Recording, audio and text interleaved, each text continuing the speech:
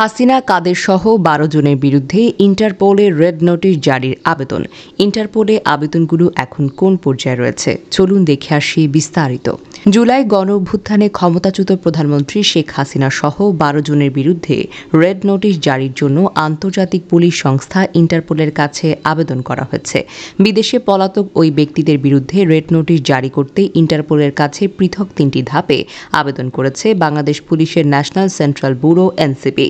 শেখ হাসিনা সহ যাদের বিরুদ্ধে রেড নোটিশ জারির আবেদন করা হয়েছে তারা হলেন আওয়ামী লীগের সাধারণ সম্পাদক এবং সাবেক সড়ক পরিবহন ও সেতুমন্ত্রী ওবায়দুল কাদের, সাবেক স্বরাষ্ট্রমন্ত্রী আসাদুজ্জামান খান, সাবেক মুক্তিযুদ্ধ বিষয়ক মন্ত্রী আ.ক.ম মোজাম্মেল হক, সাবেক পররাষ্ট্রমন্ত্রী হাসান মাহমুদ, সাবেক বস্ত্র ও পাট মন্ত্রী জাহাঙ্গীর কবির নানক, সাবেক শিক্ষামন্ত্রী মহিবুল হাসান চৌধুরী, ঢাকা দক্ষিণ সিটি কর্পোরেশনের সাবেক মেয়র শেখ ফজলে নূর তাপস, সাবেক প্রধানমন্ত্রীর প্রতিরক্ষা বিষয়ক উপদেষ্টা মেজর জেনারেল তারিক আহমেদ সিদ্দিক, সাবেক বিদ্যুৎ প্রতিমন্ত্রী নসরুল হামিদ, সাবেক তথ্য প্রতিমন্ত্রী মোহাম্মদ আলী আরাফাত, সাবেক আইজিপি বেনজির আহমেদ।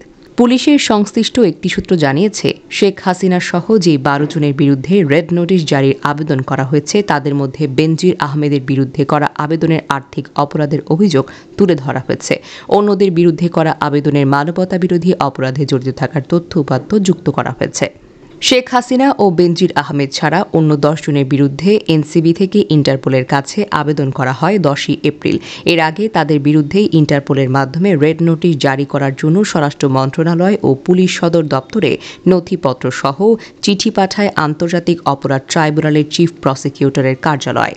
শেখ হাসিনাকে গ্রেফতার করতে রেড অ্যালার্ট জারির জন্য ইন্টারপোলের কাছে আবেদন করতে গত বছরের নভেম্বরে পুলিশ সদর দপ্তরের অনুরোধ করেছিল আন্তর্জাতিক অপরাধ ট্রাইব্যুনালের চিফ প্রসিকিউটরের কার্যালয়। অন্যদিকে বেনজিরের বিরুদ্ধে রেড নোটিশ জারি করতে ইন্টারপোলের কাছে আবেদন করা হয় চলতি বছরের ফেব্রুয়ারি মাসে। এর আগে দুর্নীতি দমন কমিশন দুদক আবেদনের পরিপ্রেক্ষিতে ঢাকায় একটি আদালত বেনজিরের বিরুদ্ধে রেড নোটিশ জারির জন্য ব্যবস্থা নিতে নির্দেশ দেন। তবে ইন্টারপোলে রেড নোটিশ জারির আবেদনের বাইরে ভারত সহ যেসব দেশের সঙ্গে বাংলাদেশের বন্দী প্রত্যাপন চুক্তি রয়েছে সেই চুক্তির আওতায় বিদেশে পলাতক ব্যক্তিদের ফেরানোর চেষ্টাও রয়েছে অন্তর্বর্তী সরকারের পক্ষ থেকে। তবে বন্দী প্রত্যাপন চুক্তির আওতায় ফেরানো সহজ হবে না বলেও মনে করছে সংশ্লিষ্ট সূত্রগুলো। ছাত্র জনতার আন্দোলনের মুখে গত বছরের ৫ই আগস্ট শেখ হাসিনা ভারতে পালিয়ে যান। এখনও সেখানে অবস্থান করছেন তিনি। ভারতের সঙ্গে বাংলাদেশের বন্দী প্রত্যাপন চুক্তি হয়েছে। এই চুক্তির আওতায় তাকে ফেরত আনতে বাংলাদেশ সরকার আনুষ্ঠানিকভাবে ভারতের কাছে আবেদন করেছে।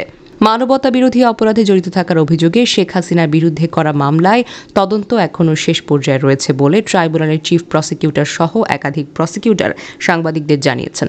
আগামীকাল রোববার এই মামলায় ট্রাইব্যুনাল তদন্ত প্রতিবেদন দাখিলের দিন ধার্য করা হয়েছে। ইন্টারপোলে আবেদনগুলো কোন পর্যায়ে আছে? ইন্টারপোলের সদস্যভুক্ত দেশ এখন ১৯৬টি। পুলিশ সদর দপ্তর সূত্র জানায়, অপরাধ ও অপরাধীর তথ্য যাচাই বাছাই এবং আদান প্রদানে ১৯৬টি দেশের সঙ্গে বাংলাদেশের পুলিশের এনসিবির নিয়মিত যোগাযোগ হয়েছে।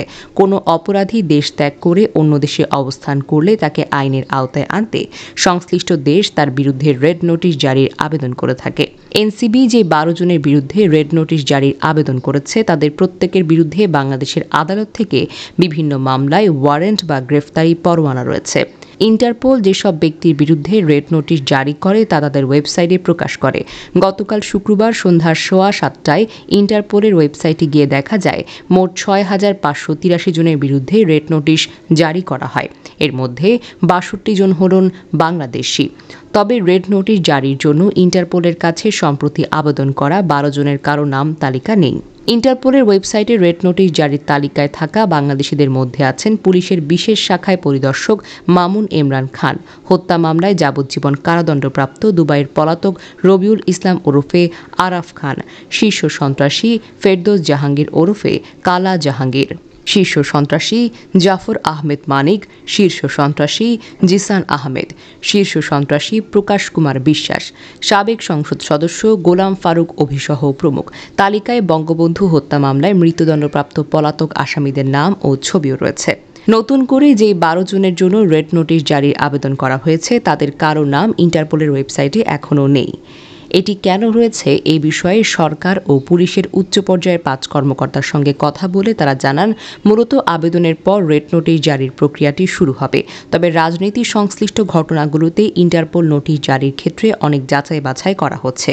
শেখ হাসিনা সহ আওয়ামী লীগের জন্য নেতাদের ঘটনাগুলো রাজনীতি সংশ্লিষ্ট ঘটনা হিসেবে উপস্থাপনের চেষ্টা করছে বিদেশে অবস্থানরত আওয়ামী লীগের নেতাকর্মীদের মধ্যে। এই জন্য নোটিশ জারির প্রক্রিয়া প্রলম্বিত হতে পারে। তবে বেনজির আহমেদের ঘটনাটি আর্থিক দুর্নীতি বা অপরাধ হওয়ায় তার বিরুদ্ধে নোটিশ জারির ক্ষেত্রে দ্রুত পদক্ষেপ নেওয়া হতে পারে।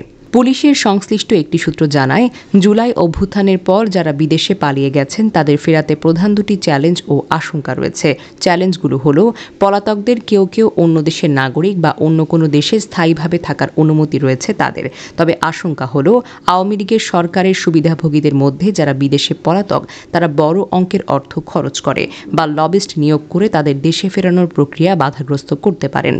এনসিবির সংশ্লিষ্ট সূত্রগুলো বলছে, রেড নোটিশ সরকারি কোনো গ্রেফতারি পরোয়ানা নয়। তবে এই নোটিশ জারি হলে আন্তর্জাতিক ভ্রমণের ক্ষেত্রে অভিযুক্ত ব্যক্তি বিমানবন্দরে বা ইমিগ্রেশনে আটক হতে পারেন।